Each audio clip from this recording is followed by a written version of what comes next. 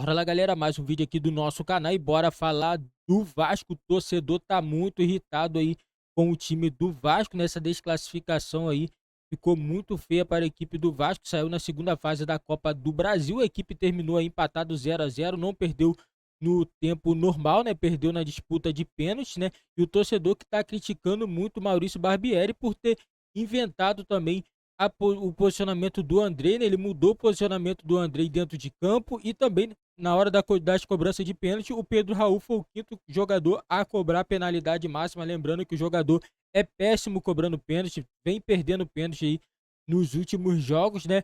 E ficou bem na cara que ele hoje não estava preparado para poder cobrar pênalti aí pela equipe do Vasco. Nessa derrota ficou muito difícil, porque o torcedor acaba cobrando demais a equipe. E o Vasco já tem um confronto muito importante contra o Flamengo no domingo, 18 horas, válido pelo jogo de volta do Campeonato Carioca. Lembrando, o Vasco tem que reverter um resultado. O Flamengo venceu o primeiro jogo 3-2. Se o Vasco vencer por 1-0, o Vasco consegue a classificação para a grande final do Campeonato Carioca. E bora acompanhar mais um vídeo aqui do nosso canal, tudo sobre o jogo aí do Vasco contra a equipe do ABC.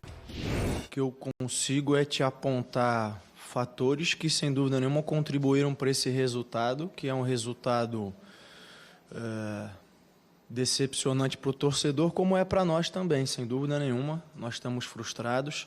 Não é segredo para ninguém que a gente não conseguiu fazer um grande jogo. Nós não conseguimos criar como habitualmente a gente cria. Isso tem a ver com a postura do adversário, é um direito e mérito deles, de terem se fechado bastante, de terem diminuído bastante os espaços. A gente tentou, mas não conseguiu. Eu acho que a gente vem numa sequência de decisões, sem dúvida nenhuma contribuiu para que a gente não tivesse no melhor momento. A gente apresentou algum desgaste. E a gente não pode esquecer que a gente continua nesse processo, que eu tenho que bater nessa tecla, que é de construção, que é de formação. A expectativa nossa como elenco, como grupo, também era maior do que o que se apresentou hoje. E a gente sai decepcionado, chateado, frustrado. Bom, a gente conversa mais sobre essas palavras do Barbieri e também sobre todo o jogo daqui a pouquinho, mas vamos chamar o Pedro Henrique Torre? De cara, então, o Pedro Henrique Torre conta pra gente como é que está toda a repercussão depois, então, da eliminação vascaína na Copa do Brasil. É uma sequência de decisões, como o Barbieri falou, e, claro, já tem o jogo contra o Flamengo no domingo. Mas antes disso, ainda, como é que repercute? Principalmente, acho que os pênaltis, né, perdido, a sequência de pênaltis perdidos pelo Pedro Raul, não é? Pedro Henrique Torre, bom dia. Tudo bem, Bruno? Bom dia para você, bom dia, Mari, também aí Eugênio, Marra, todos os amigos que acompanham a gente nesse Sport Center. Sem dúvida nenhuma, tá pesando mais sobre o meu xará, o Pedro Raul, depois dessa eliminação para o ABC ontem em São Januário.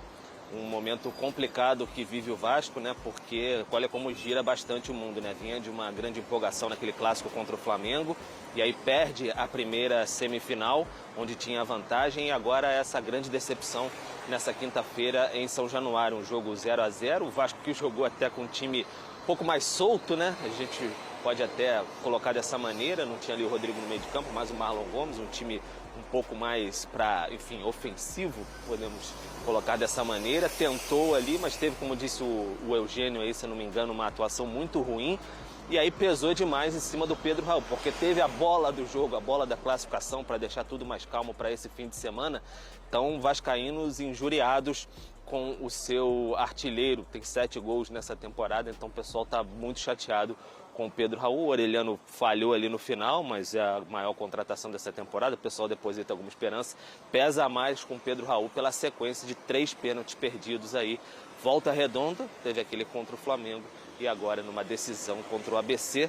Uma eliminação que pesa demais esportivamente, ver todos os seus rivais assim da elite do futebol nacional seguir na Copa do Brasil. E além disso, você pesa também no bolso, né? Uma competição que, se você fosse campeão, poderia te dar ali 70 milhões de reais, passando de fases muito mais. É uma fase de SAF, mas todo mundo quer ganhar um dinheiro, ainda mais para esse momento de construção, que disse o Barbieri ali, financeiramente é muito importante para você duelar com as equipes de cima, os clubes que estão no momento no topo do futebol nacional. Bruno. A gente, inclusive, tem uma tela também para a gente falar sobre o Pedro Raul e toda essa questão dos pênaltis, né? Porque, querendo ou não, foi a tal bola do jogo, aquela possibilidade de fazer o gol e garantir a classificação. Aí depois a gente também viu o pênalti do Orellano. Sobre o jogo, assim, o Vasco ele entrou desconectado, o Vasco ele entrou sem foco, o Vasco não conseguiu jogar. O que aconteceu na partida? Aqui os números, tá, Marra? Só para dos 3 pênaltis perdidos no Vasco, como o Pedro Henrique Torres contou pra gente, no Goiás foram 3 batidos e 3 convertidos, então. No Vasco pesa atualmente, porque está muito recente ainda a memória do Cano perdendo aquele pênalti lá no Brinco de Ouro e evitando que o Vasco subisse um ano antes. Teve o Cano perdendo pênalti em São Januário contra o Inter também. O Inter. Também. Que foi rebaixamento. Que foi no ano do rebaixamento. E depois, para voltar, poderia voltar. Então, eu não consigo não ser solidário à bronca do torcedor. Porque, poxa, entra ano, sai ano, estou eu aqui sofrendo a mesma coisa de novo e do mesmo jeito, sabe? Não consigo. Eu acho que se eu estivesse no estádio, eu estaria bravo do mesmo jeito. Do nosso ar-condicionado aqui é uma coisa, mas então o que eu posso fazer é entender o que os caras estão passando. Por outro lado, assim, eu tenho também dificuldade dessa coisa abstrata do desconectado. Eu acho que o ABC tinha uma ideia muito clara, o ABC baixou, ficou mais recuado, fez o jogo que tinha que fazer mesmo, dentro das expectativas, tudo, e o Vasco não conseguia furar. E o Vasco estava lento na troca de passes. E o Vasco estava previsível na forma que ia chegar na área. Tanto que nem era tão previsível assim, se a gente falasse ontem, o Vasco vai começar a empilhar cruzamento para a área. Não era. Não era essa a ideia. A gente falava aqui antes que a bola chegava de diversas formas. Pelo lado, por dentro, com a participação dos volantes, com o Léo iniciando o jogo. A bola chegava de diversas formas. Mas acho que a semana é uma semana de instabilidade. É uma semana de uma decepção num clássico, da tensão para o próximo clássico e de um jogo decisivo e também tenso de Copa do Brasil. Eu acho que ontem foi um daqueles dias que o Barbieri tem que parar para pensar em um processo de evolução do clube, como também de maturidade dos jogadores e da ideia que ele quer para os jogadores. Ontem foi decepcionante, mas eu não vou tirar o mérito do time adversário que inclusive, na reta final, quase ganha o jogo. Sim. No último minuto do jogo, quase ganha o jogo. Mas eu não crio drama em cima da eliminação. Claro que assim, não é por causa dos pênaltis ou só por causa dos pênaltis que o Vasco foi eliminado, né? Acho que o Vascaíno até esperava que a classificação aparecesse antes, né, Eugênio? No caso do Pedro Raul, eu, assim, daqui, né, não estava ali no campo para tomar a decisão. Mas me parece que foi um erro ter colocado o Pedro Raul para ser o último a bater. Porque ele era o cara mais pressionado ali, né, no momento. Então, o Nenê foi o terceiro, né, se eu não me engano. Foi o a gente discutiu isso muito, né, depois da eliminação na Copa. O melhor tem que ser primeiro, tal, ou mesmo quando o Gabigol, na disputa ali com o Atlético. Mas no caso do Pedro Raul, o último a pressão era toda em cima dele. E era o cara em xeque ali, né? Não sei se ele deveria ser o segundo, o terceiro, mas o último, quando o cara vai pra bola, o Vascaíno já, em São Januário, já sente que o clima é de risco, né? A gente ontem estava conversando no WhatsApp, né? E aí a primeira mensagem que eu mandei quando o Pedro Raul pegou na bola, eu falei, Então. É isso. E esse seu sentimento foi não só seu, de muita gente. Exato. Quando se anunciou, o Pedro Raul vai bater. Então. Aí todo mundo, poxa, mas o Pedro Raul, eu acho que ele deveria ter sido o último. O último da fila. Aquele assim, se forem 11 pênaltis, ele bate o último dos 11. Entendeu? Por quê? Não que ele não saiba bater pênalti, a gente viu ali que no Goiás ele fez os gols de pênalti. É o momento psicológico. Isso. É o momento psicológico, ele vai com muita pressão. Aí calha de ser o pênalti que poderia fechar a cobrança. E ele bate... A pior cobrança dele, de todas as que ele perdeu, é essa, que ele bate para fora. Né? Nem o gol ele acerta, chuta por cima. Então, acho que há um equívoco ali de escalar esse jogador. Mas se não bota ele para bater, pode tirar a confiança. A confiança é outro problema. O primeiro problema é conseguir o resultado. E eu acho que aí o Barbieri, que está no início de trabalho, um time completamente novo, um elenco com limitações, porque a gente já apontou aqui, tira o Pedro Raul. Quem entra? O Pedro Raul não tem reserva no time do Vasco hoje. Vai colocar o Figueiredo de volta lá, né, Eugênio? Que aí é uma improvisação, porque ele não vem jogando ali há muito tempo. Então, o Vasco tem dificuldades. Mas ele vinha construindo um time. E aí acontece que, durante a construção desse time, ele, Barbieri, ganha 2 presentes. 2 jogadores de excelente qualidade que acabam de ser campeões sul-americanos, que se destacaram no campeonato sul-americano sub-20. O Andrei e o Marlon Gomes. Vamos encaixar esses caras aí. Ele ganha 2 reforços, mas que não fortalecem o time. Não é que não fortalecem, qual é a opção, assim, de um time que está sendo criado, eu vou encaixar 2 aqui, mas eu vou ter que tirar outros que estavam encaminhando. Mas esse aqui eu não posso tirar, aquele ali eu não posso tirar. E acaba estourando no lado mais fraco, de jogadores com menos nome, com menos força dentro do clube, e tem que botar eles 2 para jogar. E aí você dá alguns passos atrás na dinâmica do jogo da equipe. Porque você tem que readaptar o time a características diferentes de jogadores. Eu não teria tirado o Rodrigo do time como ele tirou. Aliás, no primeiro jogo, na volta do Andrei, contra o Flamengo, ele montou meio campo com Rodrigo, Andrei e Jair. E aí o Rodrigo já tinha saído do time contra o Flamengo e saiu ontem de novo. Ontem o Vasco optou por 2 volantes, Andrei e Jair. Só que eles tinham que ficar indo e se preocupando com um eventual contra-ataque. E o time não encontrou dinâmica, a bola não foi... Por exemplo, o Pedro Raul não foi usado para fazer o pivô que muitas vezes ele fazia antes. Né? A gente falava que o jogo passava por ele, porque ele fazia o pivô para aproximação dos meias. Isso não aconteceu.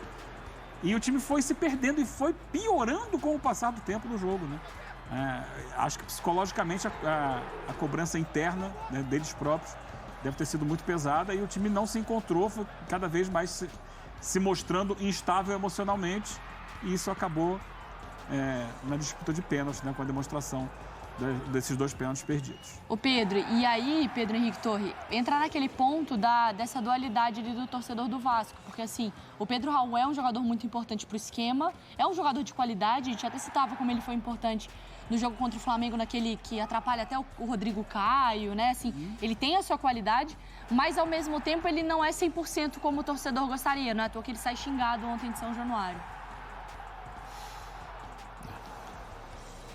Exatamente. É um jogador que chegou com uma boa perspectiva para o vascaíno. Quando ele teve a sua contratação confirmada, foi bem comemorado até pela torcida do Vasco nessa nova fase de SAF. Enfim, estamos comprando até, depois de muito tempo, a gente ouvia de torcedores vascaínos, depois de muito tempo ali, vendo com um empréstimo de algum jogador, uma dificuldade, estamos comprando o jogador, vai ser o artilheiro. Chegou com bastante expectativa. O Pedro Raul fez um bom campeonato pelo Goiás, pertencia lá ao Caxias Reysol, se não me engano, futebol japonês, custou ali 10 milhões de reais, 2 milhões de dólares. Então era um investimento do Vasco, chegou com essa grande expectativa, começou até fazendo os gols, mas pesa demais essa questão dos pênaltis, né? Começa a marcar o jogador, isso complica bastante a relação com o torcedor, porque o Volta Redonda passa, aí você já perde um pênalti contra o Flamengo.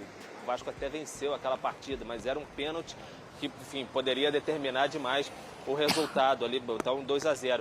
E agora, o jogo que o Vasco queria uma classificação, poderia fechar, e aí de repente botar uma borracha nessa atuação muito ruim que teve, ir com moral para esse clássico.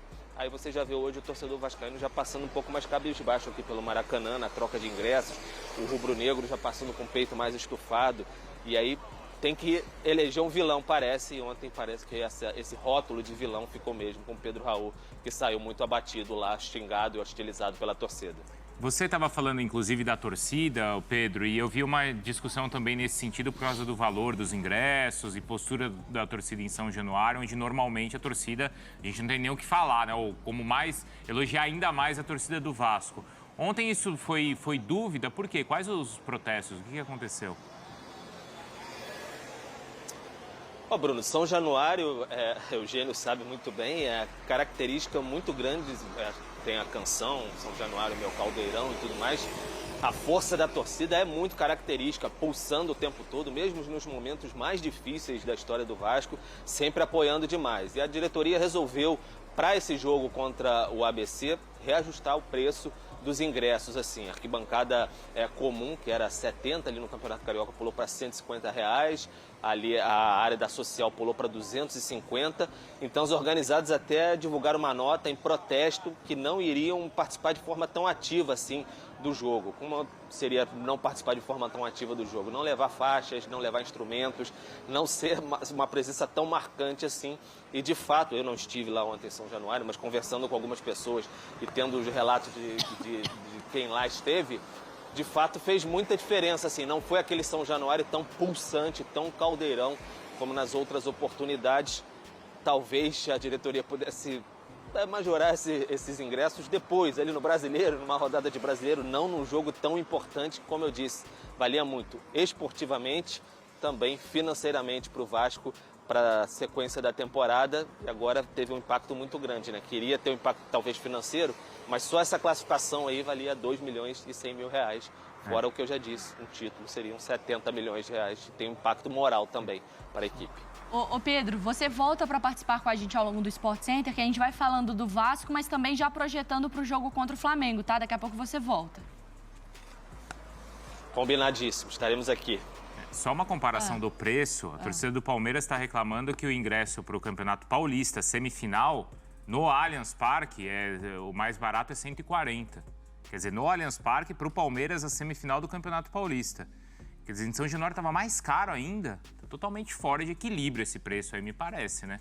Mas aí, e acho que isso é 100% diretoria, etc, mas às vezes também fica muito pesado, e óbvio que o preço tem que ser popular, eu tô dizendo assim, de colocar nas costas da torcida, talvez ter feito um clima mais... Exato. Porque a torcida, caramba, que essa torcida... Só faltava essa também, né? Que paga 100, que paga 10, que paga 500, essa torcida carregou o Vasco por muito tempo. Ontem, um preço mais caro, tirando muita gente do estádio, que a gente sabe que isso acontece, obviamente. A torcida ali, ela é a única que fala assim, poxa, mas a torcida podia ter cantado mais? Não. A torcida é a última que tem que ser responsabilizada em qualquer processo, né, de conversa do Vasco, né? É isso. E em relação rapidamente ao Pedro Raul, tem que ter paciência. Não adianta. Não, mas vai ser difícil, não né, são Marlon? poucos os casos, Mariana, de jogadores que demoraram a começar a fazer gol, sabe? Por exemplo, tem um grande ídolo do Palmeiras que foi pro Atlético. E depois que ele foi para o Atlético, no Atlético ele fez 2 gols. E depois ele saiu e foi fazer gol no Vasco o tempo inteiro. Evair. O Evair é inquestionável. No Atlético Mineiro, pouquíssimo. Jogou pouquíssimo. Não conseguia render. E que o Pedro Raul, ele já vinha reclamando que ele não estava conseguindo fazer os gols que ele gostaria, mesmo não comprometendo, né? Agora, com esse aspecto psicológico, vai ter que ter uma... Tem que ser preservado. É uma coisa... Porque vamos falar o português bem claro. O dinheiro já foi gasto, né? Ele já está ali, né? E eu acho que ele foi boa contratação, só para deixar isso claro. E, então, não adianta queimar o cara. É preciso ter paciência. É claro que ele tem que se ajudar. Concordo com o Eugênio. Não é falta de caráter, de personalidade, chegar e falar, não estou bem para bater o pênalti, não me coloca nessa. Mas não bateu. Cara, eu não bati, mas também não errei. Entende? Eu vou melhorar, vou ganhar confiança, daqui a algum tempo eu vou lá e bato. Na questão do meio de campo do Vasco, Eugênio, o Barbieri ontem, quando foi perguntado novamente do Andrei e do Rodrigo, porque o Vascaíno sente a ausência do Rodrigo, né? Desde que ele saiu, os resultados não são bons. Ele deu a entender que é um ou outro. Não tem o Rodrigo porque o Andrei chegou. É isso? Não é isso, tanto não é isso. Pode ser na cabeça dele nesse momento, no pensamento dele nesse momento. Mas ele escalou os 2 juntos contra o Flamengo no jogo que o Vasco venceu. Então, por que não continuou, né? Então, não existe esse negócio de um ou outro no futebol. Futebol, você tem um limite de 11 jogadores e você pode escalar como você quiser os 11 jogadores. Se não forem 2 goleiros... Né? Você vê o Grêmio jogando, daqui a pouco a gente vai falar do Grêmio, você tem 5 meio-campistas ali que têm características semelhantes e estão jogando juntos. É possível. E eu acho até que, pensando no caso do Vasco, é importante que seja assim. É importante que se tenha um trio de meio campo com um jogador mais fixo, no caso o Rodrigo, e 2 que possam ir e voltar com mais tranquilidade. E ele desfez isso. Ele desfez já no jogo de segunda-feira contra o Flamengo, quando ele coloca o Galarça no lugar do Rodrigo, para fazer uma função que o Andrei tinha feito anteriormente. E ontem ele tira e coloca mais um jogador de lado. Ele coloca o Marlon Gomes aberto pela esquerda. E aí eu vou voltar a um assunto aqui que eu já toquei, que eu acho que quem está sobrando aí, que não está produzindo, é o Alex Teixeira, que está lá mais avançado perto do Pedro Raul e a bola pouco passa por ele. E aí você tem ali alguém que não está... Ontem, por exemplo, foi mais uma vez assim. A bola pouco passou por ele e em outras funções que você poderia estar mais bem coberto, você não tinha um jogador porque estava com ele ali na frente. Eu fico pensando assim, óbvio que a gente vai projetar ainda Flamengo e Vasco, né? Mas pensando na sequência de decisões, né? Porque o Barbieri, ele fala na coletiva, nós tivemos uma semana de decisões, que isso pode ter mexido com a gente, enfim, para chegar nessa conclusão que foi a de ontem. O Flamengo, ele teve várias decisões e ele balançou. O Vasco não tinha tido isso. Ele teve um jogo contra o Flamengo que ele saiu bem sucedido e 100% mérito do Vasco, né? Não foi ao acaso. Mas ele não viveu o caos, né? A gente não viu o Vasco na hora da desconfiança, porque o Vasco, ele vem vivendo de desconfianças, né, Marra, há um tempo. E aí veio uma onda muito positiva, que seria inevitável que ela passasse em algum momento. Agora é como vai lidar. Agora é saber o que fazer. Como tratar de não ficar deprimido, como tratar de não ficar fazendo caça às bruxas. Até porque a gente até na época comentou o seguinte, não é porque goleou o Resende, o Boa Vista, que tá tudo certo, né? Ele vai ter desafios maiores na temporada. Sim. E essa semana é a semana mais complicada de notícias para o torcedor do Vasco. Porque de um tempo para cá as notícias têm sido boas. A atual é de derrota, é de eliminação.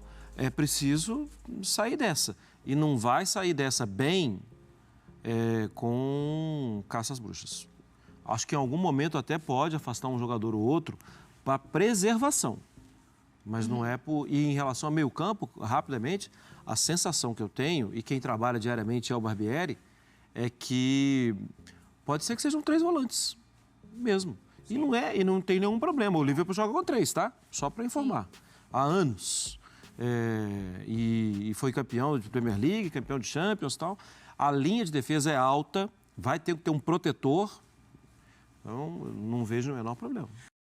Galera, isso aí mesmo, o técnico tá testando, tá fazendo alguns testes, né? Ele trocou o Andrei de posicionamento, não concordo com o que ele fez, né? Mas o técnico tem que testar mesmo, é agora que ele tem que testar, porque no Campeonato Brasileiro ele não vai ter tempo, o mês que vem começa o Campeonato Brasileiro, ele não vai ter desculpa para poder ficar falando que tem que mudar posicionamento de um, de outro. Essa é a hora dele testar, ele tem que testar agora, porque o Campeonato Brasileiro vai pegar as coisas. Claro, na minha opinião, não deixa, né, de ser uma vergonha. Para mim foi muito feio o Vasco ter ficado de fora